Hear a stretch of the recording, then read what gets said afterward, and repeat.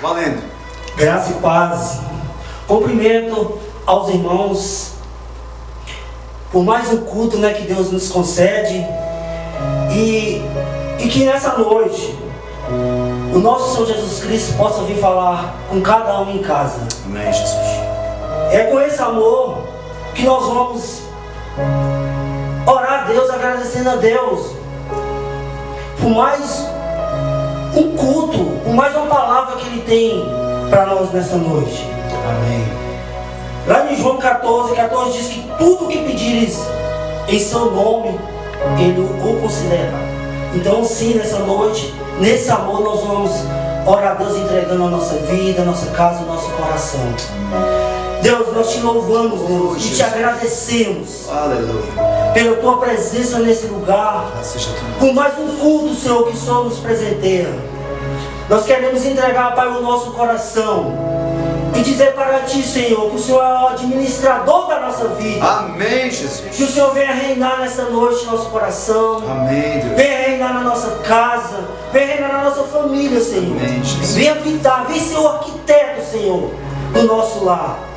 Nós te louvamos, Deus, e te entregamos o culto dessa noite. Aleluia. Te louvamos e te agradecemos por tudo. Em nome de Jesus Cristo. Amém. Graças a Deus. Vamos louvar a Deus.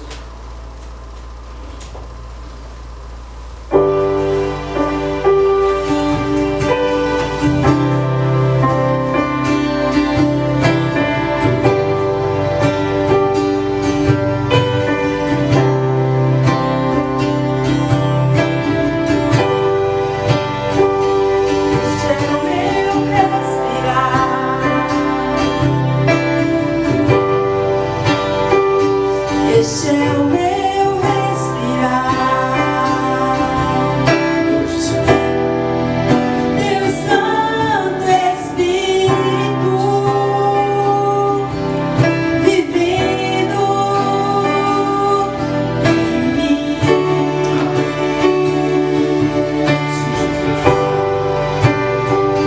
E este é o meu pão.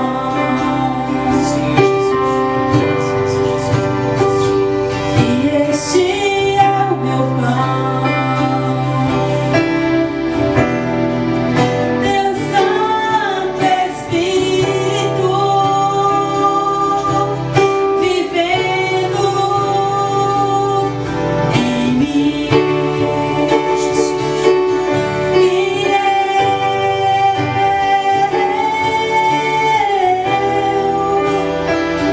Eu nada sou sem ti. Sim, Jesus. Jesus, Nascemos pela tua presença, Senhor.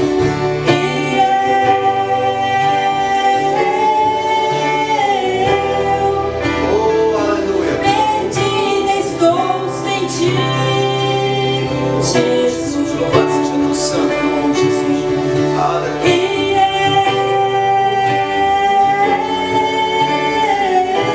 Louvamos o teu nome, Jesus. Eu nada sou sem ti, Jesus.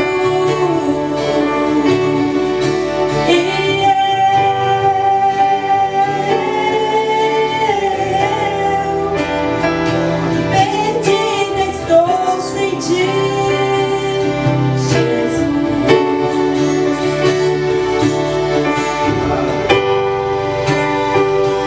Este é o meu respirar.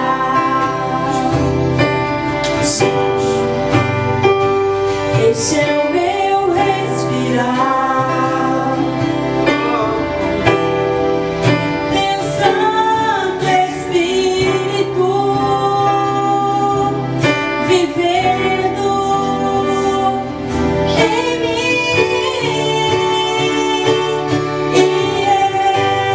Aleluia. Oh, Jesus, vem neste lugar com a tua presença, Eu Senhor. nada sou Enche-nos da sem tua ti, presença, Deus. Jesus. Enche-nos. Não somos nada sem ti, Jesus. Oh, Jesus. Nós estamos perdidos sem a tua presença. Perdida estou sem Oh, ti, Jesus, não dá para viver sem a tua presença, Jesus. Jesus. Não dá para viver sem a tua presença, Jesus.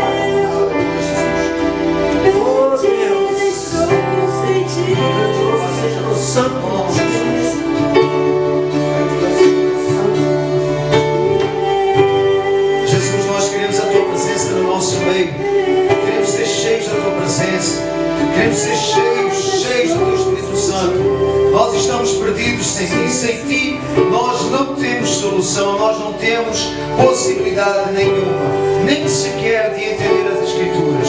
Senhor, Espírito Santo de Deus, vem encher o nosso coração da Tua presença. Vem nos ensinar essa noite e encher. Em nome de Jesus é o que nós oramos. Amém. Glória a Deus. Cumprimento os irmãos com a graça e a paz do nosso Senhor Jesus Cristo. Que Deus realmente encha a tua vida, que você seja cheio da presença de Deus. Eu convido os irmãos para abrirem a palavra do Senhor lá em Romanos 9. Você quer essa Bíblia, meu irmão?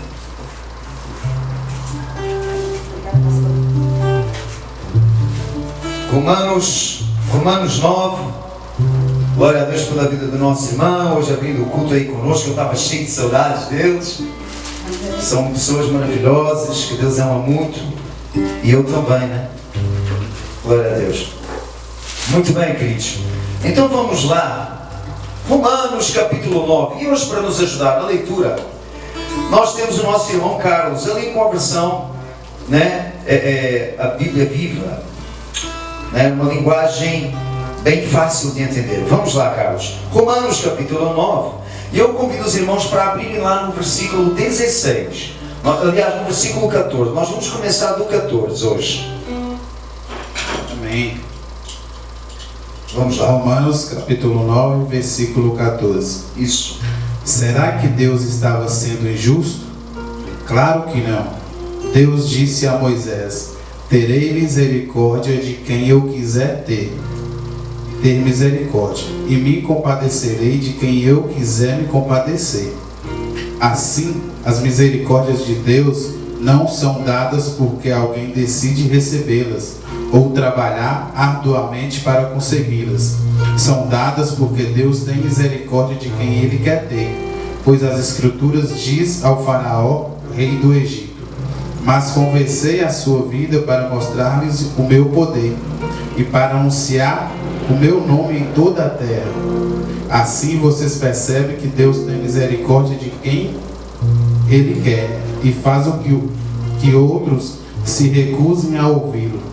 Mas algum de vocês me dirá: então por que Deus os culpa por não os ouvirem? Pois quem resiste à sua vontade? Mas quem são vocês, homens, para criticarem a Deus? Acaso aquilo é formado? Pode dizer aquele que o fez, porque é aquele que você me fez deste jeito. Quando o oleiro faz um vaso de barro, ele não tem o direito de usar o mesmo barro para fazer um vaso bonito para uso especial e outro para uso comum.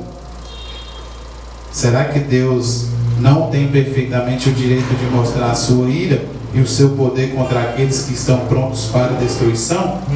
Aqueles com quem Ele tem sido paciente a todo esse tempo. E Ele também quis mostrar como é grande a sua glória, que Ele derramou sobre nós, que somos aqueles quem Ele teve misericórdia. Só até aqui. Amém. Oremos. Senhor Jesus, nós estamos aqui na Tua presença, diante de um dos textos talvez mais difíceis de entender. Porque se este texto, Senhor, realmente é aquilo que parece muitas das vezes, então há outros textos que não vão ser verdade. Por outro lado, nós precisamos, Senhor, entender que as Escrituras, Senhor, elas não se contradizem, porque jamais mentira saiu da Tua boca. E se a Bíblia é a palavra inspirada pelo Senhor, então ela de fato não se contradiz, ela de fato não fala mentira. Então, Senhor Jesus, nós te queremos apresentar este texto e pedir que seja o Teu Espírito Santo a trazer a elucidação sobre ele. Amém. Em nome de Jesus. Amém. Amém. Novamente cumprimento os irmãos, aqueles que nos acompanham aqui no Brasil e no estrangeiro também, e nos diversos estados do Brasil. Esse país tão maravilhoso, cheio de tão ricas culturas. Jesus, quando veio, eu gostaria de fazer aqui uma introdução falando sobre a vinda de Jesus. Quando Jesus veio ao mundo, antes de Jesus veio João Batista. Então eu gostaria que você prestasse atenção quando aqui no capítulo 9, realmente ao fazer uma leitura superficial dá a sensação que está falando de uma predestinação fatalista. E hoje eu gostaria de falar para você sobre os vasos de honra. Quem são esses vasos de honra? E sobre o tema ainda, de fundo no tema, a predestinação de Deus para nós, parte 8. Estamos então na parte 8. Muito bem. Então aqui nós percebemos que está falando de Moisés, está falando de Faraó e dos vasos de honra e vasos para desonra. Já percebemos lá em relação a Esaú, aquilo que foi falado sobre que quando Deus diz que se aborreceu de Esaú, na verdade isso Deus falou, na verdade Deus estava falando em relação às atitudes do povo que era descendente de Esaú. Então era uma maneira de falar. E então, aqui em Romanos 9, ele está falando sobre o Faraó. Mas agora repara numa coisa. Em Romanos capítulo 9, aqui nós percebemos falando sobre o Faraó. Mas observe, Jesus quando veio, antes de Jesus vir se apresentar ao povo, ele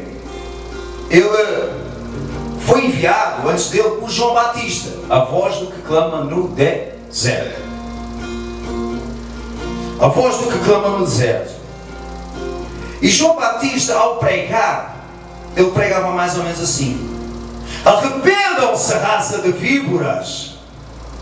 E saía destacando assim esse tipo de palavras, assim à nossa vista, até de certa maneira agressivas.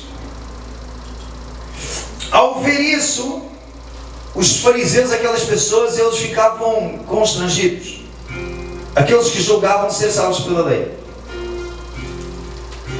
Depois veio Jesus, que precisava morrer. Jesus precisava cumprir uma profecia. E a profecia era que ele morreria e ressuscitaria.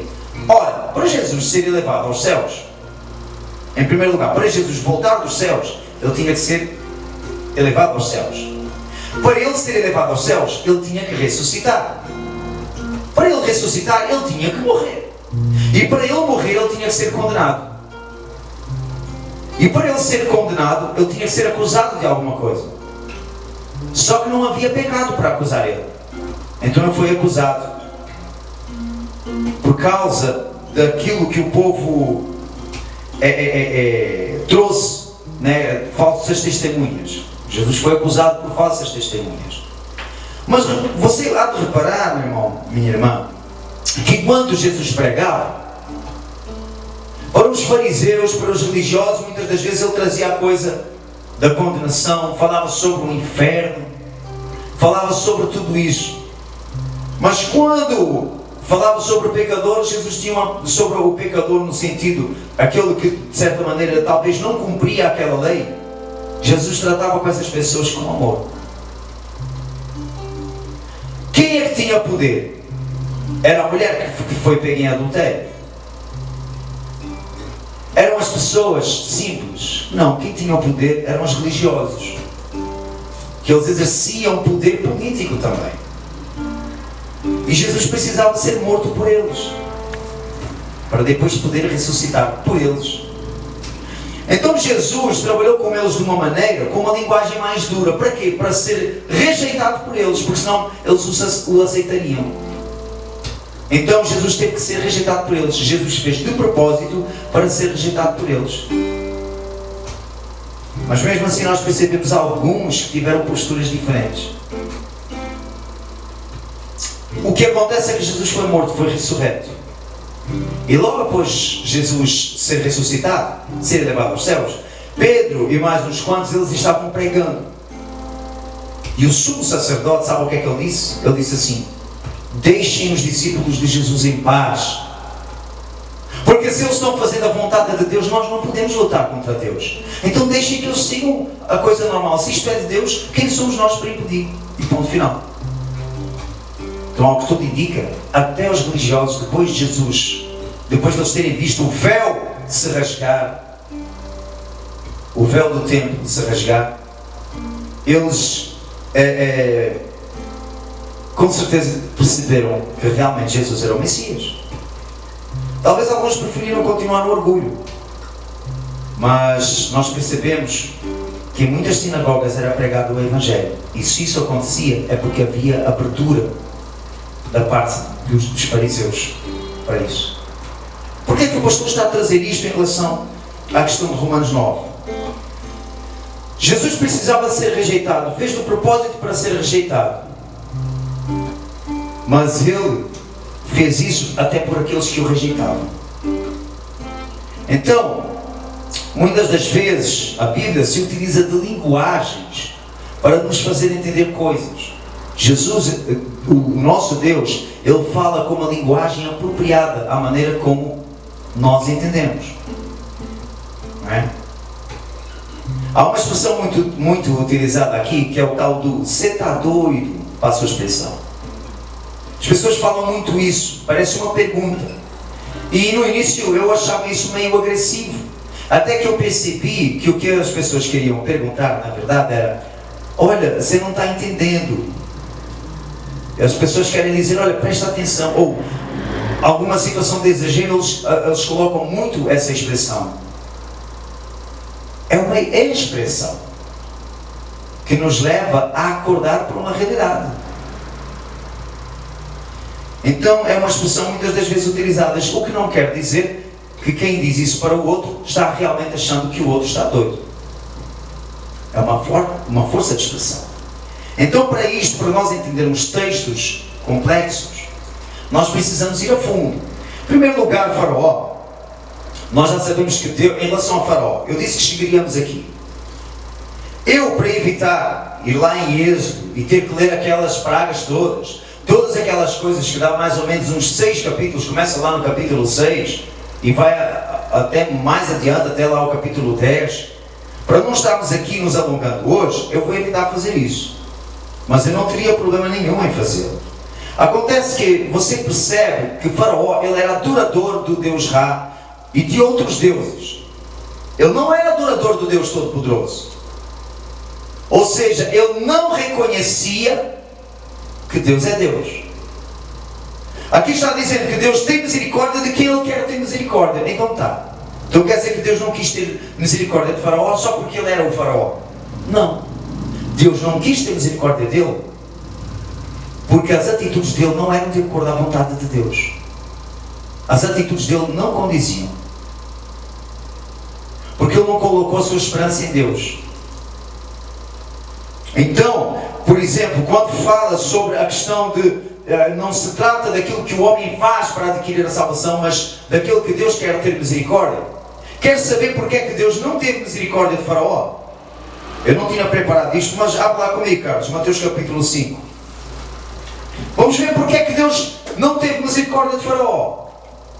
Então precisamos saber quais são as pessoas que Ele tem misericórdia e as pessoas que Ele não tem misericórdia. Mateus capítulo 5, vá lá. Sim. Isso, lê lá o versículo 3. Mateus capítulo 5, versículo 3. E continua isso. Felizes são os humildes, porque o reino dos céus é dado a eles. Continua. Felizes são os que choram, porque serão consolados. Felizes são os mansos, porque receberão a terra por herança. Isso. Felizes os que têm fome e sede de justiça, porque serão satisfeitos. Felizes os que são misericordiosos. Olha aqui. Para aí. Está no versículo 8, é isso? 7. Felizes os que são misericordiosos. Por quê? O que é que acontece com essas pessoas? Eles vão alcançar o quê? Porque Deus mostrará a eles a sua misericórdia. Por isso que nós precisamos ter cuidado em não fazer leituras de acordo só com aquilo que eu já vou para a Bíblia procurando aquilo que eu quero achar para defender aquilo que eu penso. A Bíblia responde por si. Deus tem misericórdia de quem, Carlos? Porque felizes são os que são misericordiosos, porque Deus mostrará a eles a sua misericórdia. A minha pergunta, a sua misericórdia. A minha pergunta é: será que Faraó foi misericordioso ao escravizar aquele povo? Ele teve misericórdia do povo de Israel? Será que ele teve misericórdia ao lembrar? Isto foi depois de José. Lembra lá de José do Egito? Pois é. Este povo é descendência de José. Moisés é descendência de José. Será que ele teve misericórdia do povo de Israel? sabendo que José havia feito tanto pelo Egito, havia feito tanto por Faraó, havia feito tanto pelo povo do Egito, havia livrado o povo do Egito da morte pela fome, e agora tratava o povo descendente de José como escravo, e pedia às crianças nascerem, matava os recém-nascidos. Ele tinha misericórdia. Ele já era uma pessoa maliciosa, do coração duro. Novamente, Deus não escolhe o Faraó para o céu e o Moisés para o inferno, ou vice-versa. Moisés para o céu e o Faraó para o inferno. Deus escolhe tipos de caráter, pessoas que se fecham para Deus, como diz a palavra do Senhor: se hoje ouvires a sua voz, não endureçais o vosso coração. É a palavra de Deus que diz. Ou seja, nós podemos endurecer o nosso coração ou não. Sabe qual é o problema? Quando nós vivemos endurecendo o coração, às vezes ficamos já tão endurecidos que não queremos a verdade. Então Deus nos dá a operação do erro. Porque já, às vezes a pessoa passa do limite. E aí Deus dá a operação do erro.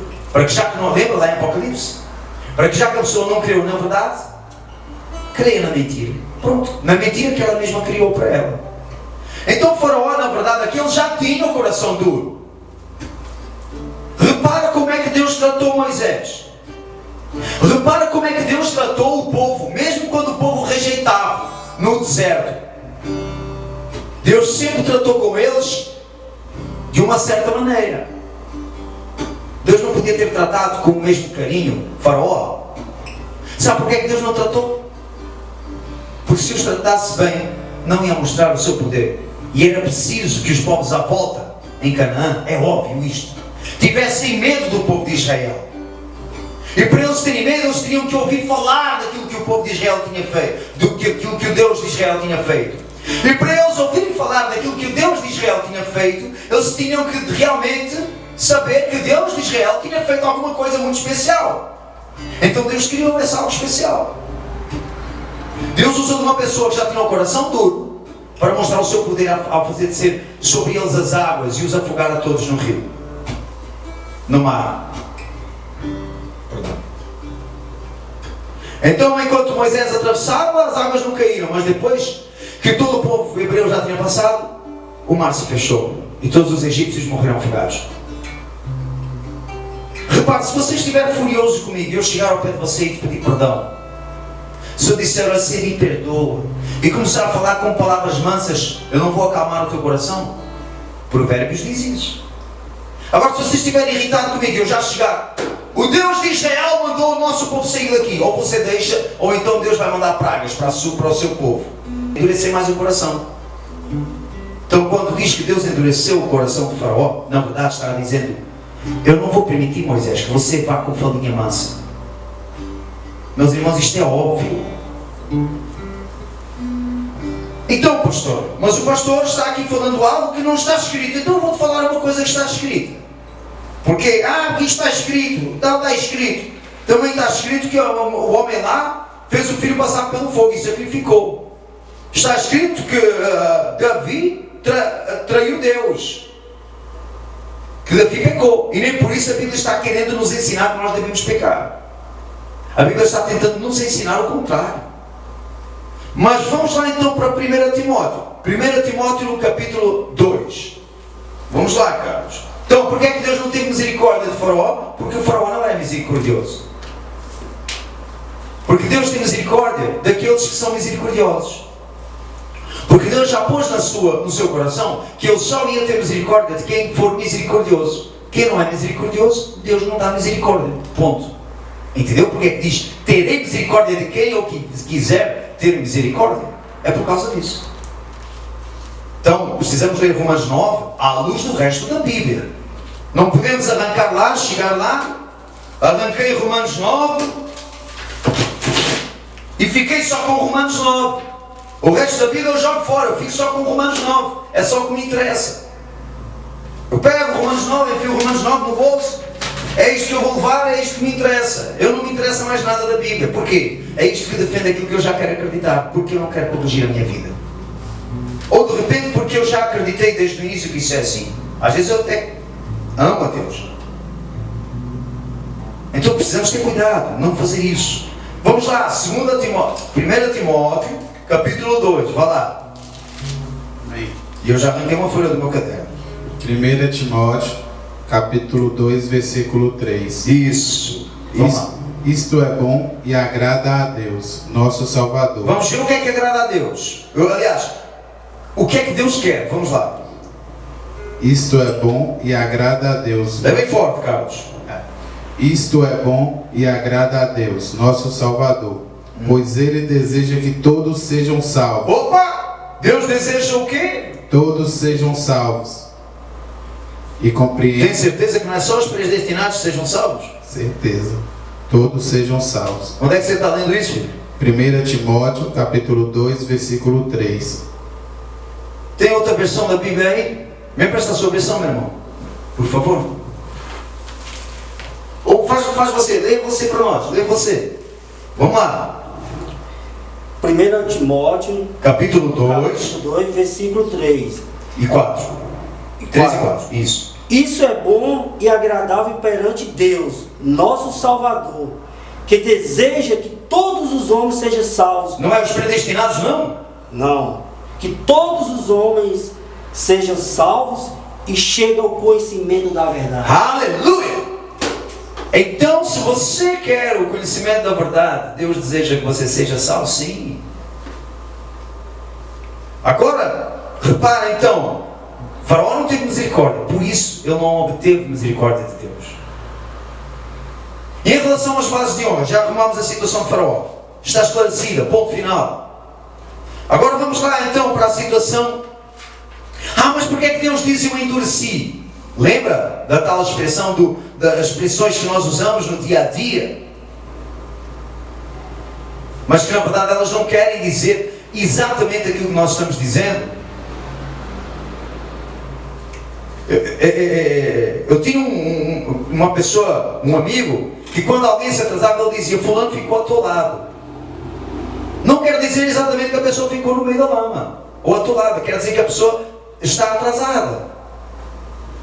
São expressões que querem figurar algo. Deus endureceu o coração de Faraó, quer dizer, já que ele já tem um coração duro, Deus também não vai tratar com grandeza com ele. É isso que quer dizer.